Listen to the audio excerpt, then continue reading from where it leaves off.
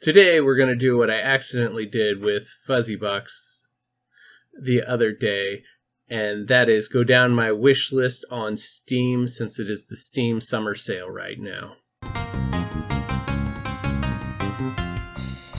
Hello and welcome to Assorted Meeples. I'm Phillip the Meeple on duty, and like I said already, this is going to be a rundown of my Steam wish list, as I ran into a few that even Fuzzy Box was unaware of, and I found one that I think Braden should pick up because it looks funny and it's Rasoon based. So I don't know if I'll find that one again, but it is at least in our Discord for him to see if he wants to pick it up. And good note on that one. If you want to get into our Discord, head on over to the link to Patreon down below. $1 a month gets you in the door. $5 a month gets you a seat at our monthly board game nights, which the next one is, I gotta change my calendar over again, the 12th. There, that's better. The 12th is our first game. Now, let's jump right into it. So this is my current library. I have a lot of games you will recognize from other Meeples as well. Brawlhalla was kind of fun. It's a fighter game, cheap little fighter game I'm not that big on, but I tried it once just to see what it was like, to see if Meeples wanted to play it. Put in countless hours of Among Us. Castle Crashers is great. I have several good board game adaptations. We just don't play much, not in person anymore, which is fabulous. But I have them if we ever need to play them again. Dwarf Romantic is actually a fabulous little tile-laying game that I think people should get into. I've only played it 3 hours, but I don't play that many games. So, but I'm already getting sidetracked. So just giving you guys a little bit of a look at what I have in here. That way you can kind of see what I currently have now on my wish list. Let's jump right on over here. It's at 110 games. I have these somewhat prioritized so I can see them very quickly, but it's been a while since I've done that. Coral Island for $22 is very much got it right there. Root, Dice Legacy, Terraforming Mars, Raiders of the North Sea. All these are really good board games. Or Dice Legacy is a dice game. It's not a board game. This one I've heard has some issues, but it's more the repetitive gameplay than anything else. And some dice that you convert to being better than others. But otherwise, it's an interesting concept of a game that you're continually like looping and going further. Root, Terraforming Mars, Raiders of the North East, Tekkenoko. There, I can't. I'm sorry. These are all really good board games that eventually I might pick up just to have. Like Terraforming Mars, I've never played in person, but I kind of want to check it out just to see what it's about.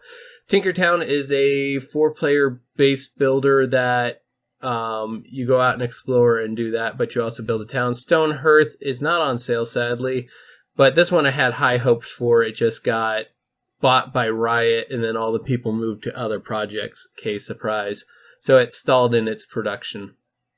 But there is a DLC you can get that fixes a lot of the problems that were there. Galaxy Trucker is another board game. Spiritfarer, $750 people. Holy cow, Steam Summer Sale is kicking my butt, wanting to spend money that I don't have. And I don't really need. But Spiritfarer is a tremendously great game. I watched Bear Toast play it for a bit. You are ferrying spirits down a river, and you are trying to make them happy and complete tasks for them and build out your boat bigger and bigger. Story Seasons, Friends of Mineral Town. I played this on the PlayStation 1. And at $15 or $16, I'm willing to give it a shot. But again, I don't know. I don't play that many games at my computer. My computer now has turned into very much a video editing machine and work-related stuff. So I just have a hard time sitting in front of this screen when I have my Switch over there with a lot of really good games as well, where I'm comfier than sitting in my game chair. A Game of Thrones, the board game, digital version, just to be able to learn how to play it more. And at $9, you're not hurting yourself picking it up. And it is a really solid game. Bomber Grounds Reborn looks very interesting, and it's a free game. I just haven't got around to putting it into my computer yet. Final Fantasy, Legends of Mana. Those two games, Square Enix was a large part of my formative years of gaming, and Legend of Mana, I think, slips under a lot of people's radar. And for $12, this is a game that would give you countless hours of playing, banging your head against the wall, as there are little things that they put in that, man, if you don't get it just perfect, you don't find it. Like, there are quests that took me forever to find. I never truly understood the crafting system, and it's really great. And it is for $12. That's the deal. Suro, Game of the Path, $5. That's totally worth it because we play so many games of that. Cozy Grove is another cozy game that, again, it looks really interesting. Here, we can just click on this one, actually. Where the world starts black and white, and the more you do, the more color gets added to your game. And I think that is such an amazing concept.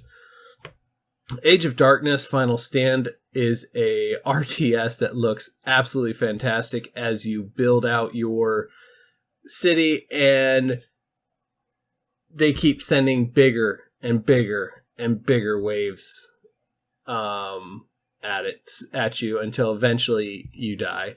Stellaris, I was talking with Fuzzy Box about this one. Stellaris has, like, from watching Chris play it way back in the day when we first started, there is so much to this game that I want to buy it.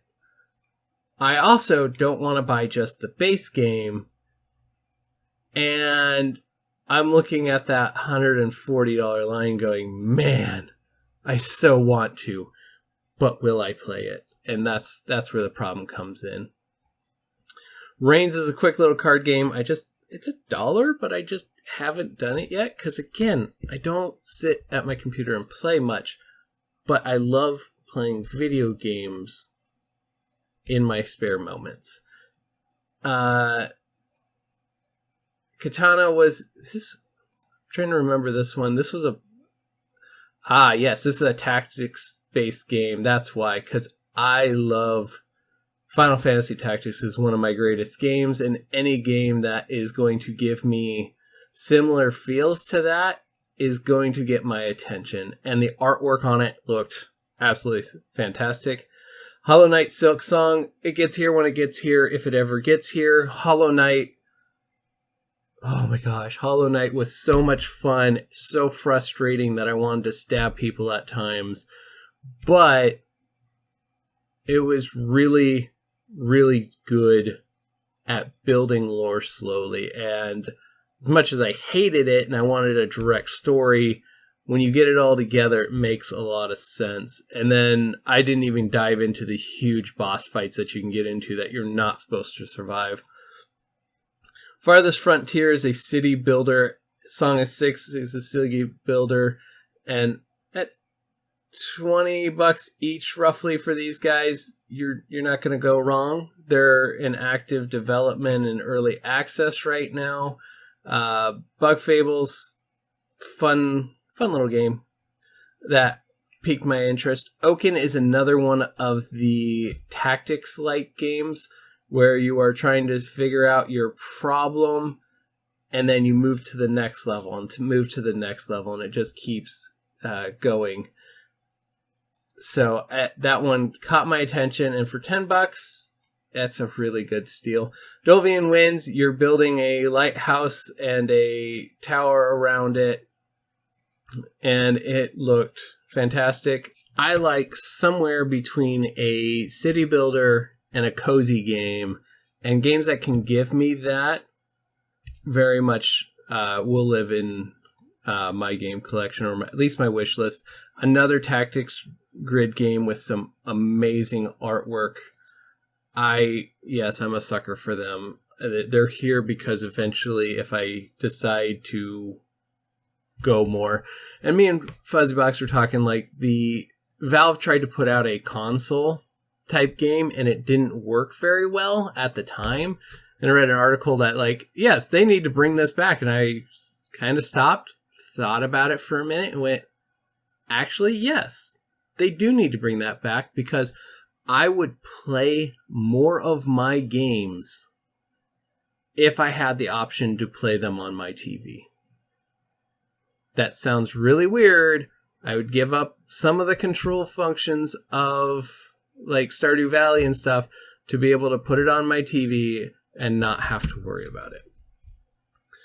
Long Winter and Amber Island are your Stardew Valley-esque games. This one has some PvP in it as well, where you are fighting on a big map and building your base out. Looked interesting enough to get there. Eco,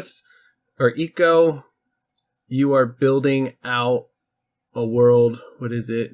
Build a civilization of real people working together to advance society and stop a meteor, all without destroying the ecosystem in the process. So it looks pretty interesting. And again, games here get put on here because they are interesting to me. Moonlighter, you run a shop and you go adventuring to find the items you sell in your shop. Kinseed is a generational game. Shane has talked about this one a bit, and I'm very interested, just don't have the time to play it. Albion Online, this one looked interesting for an online game.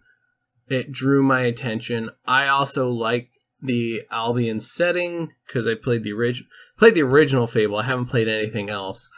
And let me tell you, I built my character up I was good to the point I could slaughter a village and still have a halo. And that was entertaining to me. Welder Myth, this one pulled me in because it has a storybook setting to it that you're fighting, and like the story bits are in comic form and the fighting is in tactic form. I'm very curious. Grand Blue Fantasy Relink, it looked interesting, so I'm not paying $40 for it, but I'll keep an eye on it. Harold Halibut looked absolutely entertaining, and I do want to try it. I think going with the stop motion animation was such an interesting choice, but also so gorgeous. Look at that. I mean, just... Oh, and I can't talk about this game enough. Dwarf Fortress. I played this. Yes, those were the graphics I was used to. These are the graphics that Kit Fox has combined with Bay 12 Games and the Adams brothers. Right? Adams? Tarn? I know his first name's Tarn. For this game. This game does so much. I don't even know how to explain it. You are bound to fail in building your dwarven city eventually. Somebody will go mad. You will accidentally flood it. Murders will happen, or monsters and outside forces will destroy you. And it's not just like, oh, hey, there's the brothers. This is, it's all there. You can remove somebody's finger. Like, he put so much detail into it. Airborne Kingdom is here because this game looks fantastic. The premise is you are trying to keep your island or your city afloat and balanced so it doesn't tip over and ends your world. I I can't believe that's a game, and I want it so badly. Three Kingdoms River City Saga is a beat 'em up side scroller. I enjoy those because they're fun. Inkbound looked like a very interesting game with some really fun concepts and designs and a story there.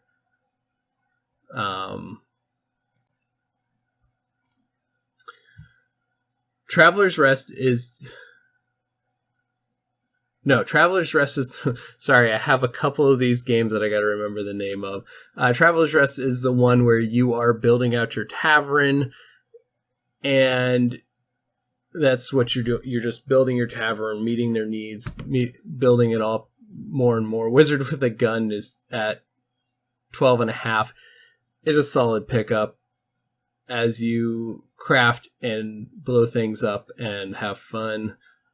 Chrono Arc is, I love RPGs. Immortal Life, Farming Sim, I'm there to look at them. World Box looked really interesting to me. That it's not on sale right now, but it looked really interesting to me. I love me some JRPGs, so Sea of Stars. Beacon Pines looked really good as well. Be a Hero, that's the one. Or Be Hero, sorry. You show up late to the battle. Battle's over. You're too broke to get home. So you have a rundown tavern that you are trying to fix up, repair, bring in enough people that you can go home, make enough money to travel home. I find the concept funny. The art style that they did is amazing. Kingdoms Reborn, again, city builders have me. Hayseed Knight looked like an interesting story. Potion Permit. I think Shane mentioned this game to me. Hold on. Yes, Shane mentioned this game to me as a really fantastic game that will just keep you going one more day. Hexarchy City is a City 4X deck builder, and I think it's absolutely fantastic. It is Civilization with a deck of cards. And I so want to play this game with the meeples to see how that goes. No Rest for the Wicked is the next game from Ori and the Blind Forest. Oops. Yep. Creators, and it is a little dark, and I'm very interested in it because Ori and the Blind Forest is fabulous. I got to finish that, and I got to finish Will o' the Wisps, and then maybe we'll talk about that game if it comes out for the Switch. Everdream Valley looked like a really pretty farming sim. Tell me your story. This is an interesting one because it's not really a game. It's you're going through the house and discovering a story and all that. It just looks really good and interesting. Fallen Tier, this is a Metroidvania style game. Gorgeous graphics, gorgeous artwork, and I am curious to try this one. I do not might have the demo downloaded, but I'm curious to try that one. Fallen Tier, The Ascension. Road 96 is here based on reviews from Shane and other people in our Discord. And from looking at it, it's totally a game I could get into. Settlement Survival, Plum Grove, Wildmender, Critter Grove, Gacho, Lightyear Frontier. All of these are either a city builder or cozy game-esque. Echoes of Plum Grove looks really fun because it's a Pilgrim era game. Berserk Boy is a Mega Man ripoff. Wildmender, you're trying to restore environments in the wild.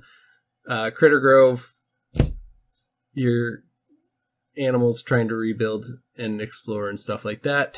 Tales and Tactics is another tactics game that looks really interesting. I'm very curious to see how this one actually works, as you build out your team, and then as you fight, it goes live, and whether you actually win or not comes down to your units and how your tactics happen. There's a whole campaign there. Lightyear Frontier is getting a lot of publicity for being awesome, as you are a farmer in a giant mech. That's its big one. Albius Revision is a Metrovania, and I like Metrovania side-scroller platformers. Pathless Woods had an interesting concept to it for a farming civ. Zero Subvert is a interesting take on apocalyptic, if I can talk, survival with really needing to manage your inventory and what you're doing or you die. Lassyria, Summit Kingdom, you're building and trying to get to the top to build a temple up on top. Witchbrook is not out yet, but it looks absolutely fantastic. It's a cozy game. Pixelshire, another cozy game. All this Potionomics.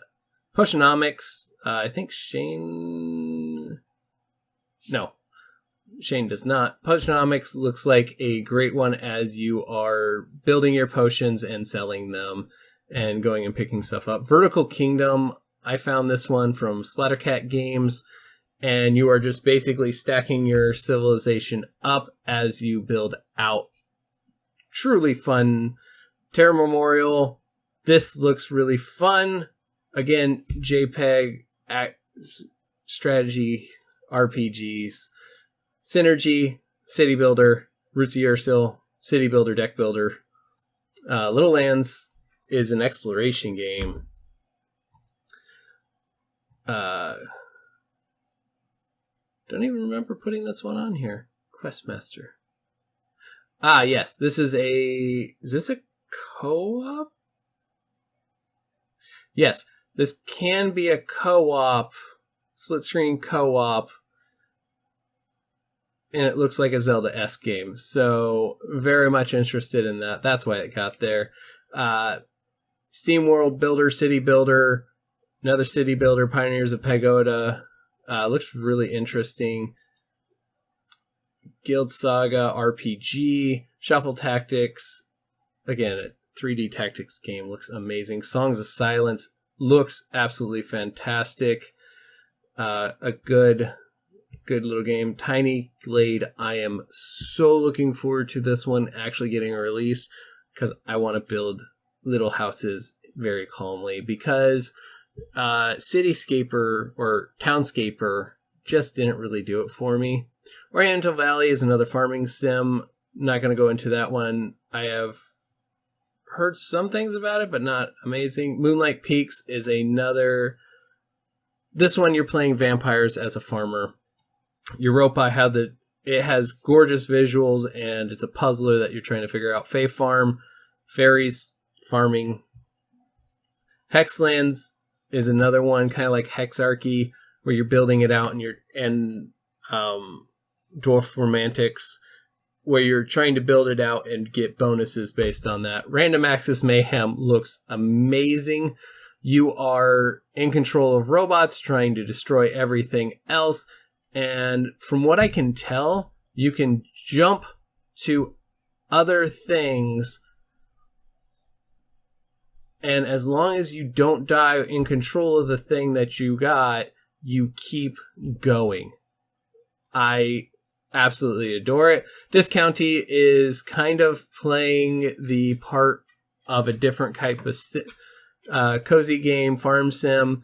You buy a rundown convenience store, you start building it up, and you set prices, expand it, all that stuff. It looks entertaining, to say the least. Last Train out of Wormtown. one person's the worm, everybody else is people, and the only time the worm can see you is when you touch the sand. So the floor is lava is now a game. Arco looks like an interesting little game, story game where you are running around trying to shoot people. Harmonis, Handmade Kingdoms, a lot of these I got just a little bit of information on, and I'm putting them on my wish list to try. Trash of the Titans is anything and everything. It's an all-out brawl over trash cans and loot from those trash cans. You have raccoons, you have possums, you have rats, you have skunks, you have mice. Yeah, it looks absolutely fabulous. Mini Settlers has me excited for the fact that it's a very minimal game that you are building out to get to build your systems and your settlements and all that stuff. It looks really sweet, and I can't wait for that one to hit. Wounds of the Gods is a 2-player city builder, and I am here for it. Rusty's Retirement is a bottom-of-your-screen game, idle game. So you're playing while you're doing other stuff. Delirium, another one that is pixel graphics, farming sim, build your city as you go, improve the city. Sugar Dew Island. This one looked really interesting. I remember the Kickstarter. I think this one had a Kickstarter for this one. And did it? No, maybe I can't remember. But this is, I'm curious in following that one. Dungeons and Ducklings, because Pac-Man needed to get mixed with ducks, I guess. And I'm here for it. So that is the entirety of my wish list. If you're still here, thank you for watching. Comment down below which ones we have in common, which ones we don't. Again, there's a lot of games here that I'm keeping an eye on, and the fact that I have a wish list to keep track of games that I would like but I don't want to purchase right away is absolutely fantastic. I'm pretty sure at some point we need to figure out a way to get most of the Discord on Last Train Out of Wormtown, because Duck Duck Goose, or Goose Goose Duck, and Among Us go over so well. I can't see Last Train Out of Wormtown going anything but great. I have a lot of really good games on Steam, as I've said before, and I'm looking forward, or I love the fact that I have the wish list to keep track of games that I would like to purchase in the future, even though I have a lot of them, like my city builders and stuff like that, like Micro Settlers. Micro Settlers looks like a amazing, very minimal city builder, and I really like the production chain and things like that, because it's hard for me, but I love puzzling those things out. So thank you guys very much for watching, and we will see you next time. All right, bye. If you like what you just saw, please support us by hitting that like button and subscribing to our channel for more great gaming content.